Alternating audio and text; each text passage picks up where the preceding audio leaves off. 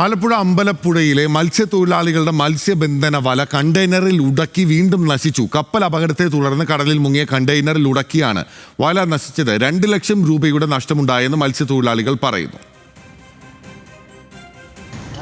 ഞങ്ങൾ ഇന്നലെ രാവിലെ പടിഞ്ഞാറോട്ട് പണിക്ക് വലയടിച്ച് വല വേറെ എന്തെങ്കിലും ആണെന്നായിരുന്നു ഞങ്ങളുടെ ധാരണ. പക്ഷേ ഓരോ വല കഷ്ണങ്ങൾ ഓരോ ഇരുമ്പ് കഷ്ണങ്ങൾ ഇളകി വന്നപ്പോഴാണ് ഇത് കപ്പലിൽ നിന്ന് പോയ സാധനമാണെന്നാണ് തോന്നുന്നത്. ഞങ്ങൾക്ക് അതിനെപ്പറ്റി അറിയത്തില്ലല്ലോ വിശദമായിട്ട്. കണ്ടു കഴിഞ്ഞല്ലേ പറയാൻ പറ്റുമോ.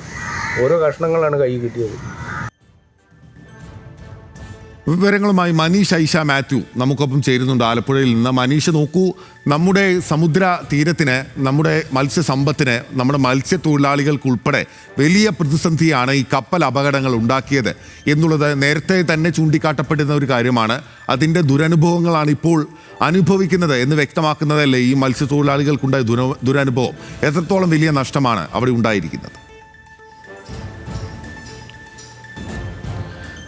തീർച്ചയായും ഈ മത്സ്യബന്ധനവുമായി ബന്ധപ്പെട്ട് കേരള തീരത്ത് പലതരത്തിലുള്ള മത്സ്യത്തൊഴിലാളികൾ ഏറെ നാളുകളായി പ്രതിസന്ധിയിലാണ്.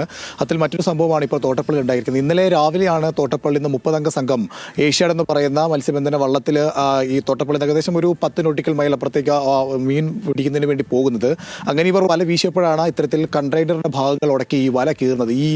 ഈ വല എന്ന് പറയുന്നത് ഇതിനെ ചൂടവല എന്നാണ് പറയുക. ഈ വലയുടെ വില എന്ന് പറയുമ്പോൾ 1 കിലോയ്ക്ക് ഏകദേശം 900 രൂപയാണ് ഇതിന് വില ഈടാക്കുന്നത്. അപ്പോൾ അത്തരത്തിൽ ഏകദേശം 200 കിലോയോളം വരുന്ന വലയാണ് ഇന്നലെ നശിച്ചത് എന്നുള്ളതാണ് മത്സ്യത്തൊഴിലാളികളിൽ നമുക്ക് മനസ്സിലാക്കാൻ കഴിയുന്നത്. അത് ഏകദേശം 2 ലക്ഷം രൂപയോളം വരും. ഇതിൽ പ്രശ്നം എന്താണെന്ന് വെച്ചാൽ ഈ ഓണക്കാലമൊക്കെ അടുത്തിരിക്കുമ്പോൾ ഇവർക്ക് ഈ മത്സ്യബന്ധനത്തിൽ കിട്ടുന്ന വരുമാനം കൊണ്ട് വേണം ഓണം അടക്കം ആഘോഷിക്കാൻ വേണ്ടിയിരുന്നത്. പക്ഷേ ഇത്തരത്തിൽ വല നശിച്ചത് മൂലം ഇനിയും ഈ വല പഴയ പോലെ ശരിയാക്കി എടുക്കണമെങ്കിൽ ഏകദേശം ഒരാഴ്ചത്തോളം നീണ്ടു നിൽക്കുന്ന ജോലികളുടെ ആവശ്യമുണ്ട്. അങ്ങനെ ഈ ഒരാഴ്ചത്തോളം വരുമ്പോൾ അവർക്ക് ഏകദേശം വരുന്ന 30ഓളം വരുന്ന മത്സ്യത്തൊഴിലാളികൾക്ക് യാതൊരു വിധത്തിലുള്ള വരുമാന മാർഗവും ലഭിക്കാത്ത ഒരു സാഹചര്യമാണുള്ളത്.